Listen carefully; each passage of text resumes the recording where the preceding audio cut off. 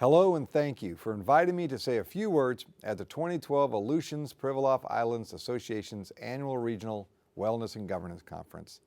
I would like to first recognize APIAI's President Dmitry Filmonov and Chair Mark Snegarov and the board members of APIAI. I recently returned to DC after spending August recess back home in Alaska.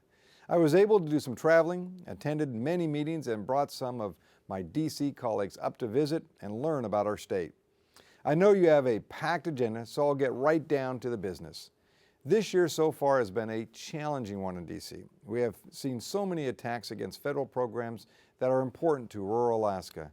As the reality of the budget cuts start to take effect, we have seen a renewed series of these attacks on Alaska-specific programs such as bypass mail and essential air service.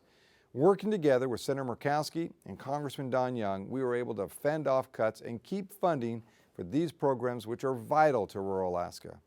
However, it's not all bad news. I'm happy to see that the passage of the Affordable Care Act has already started to take effect back home.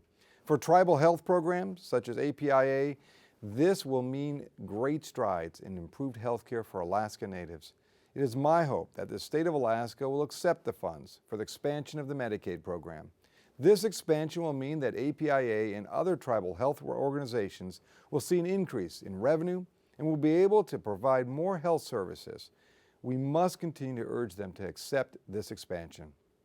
Public safety also continues to be a priority, which is why I introduced the Safe Families and Villages Act of 2009. This act would improve tribes and villages to take an active role in the safety of their villages. It gives locals more tools to deal with serious issues such as domestic violence and substance abuse. Also know that affordable energy continues to be a challenge for rural Alaska.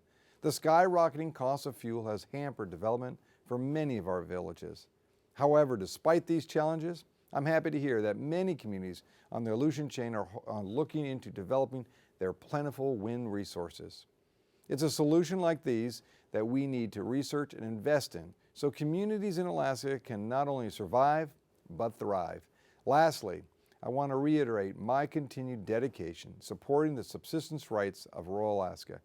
After the poor runs of the Chinook salmon this summer, I joined the Alaska delegation in a joint letter asking the Commerce Secretary to declare a disaster for subsistence fishermen who could not fish this year. I also wrote letters to Interior Secretary Salazar and the Appropriations Committee asking for restored funding to the Office of Subsistence Management, which is facing an almost $3 million budget cut. I understand the important role of subsistence plays in the life of Alaskans, and the food security of Alaska rural residents is of the utmost importance to me.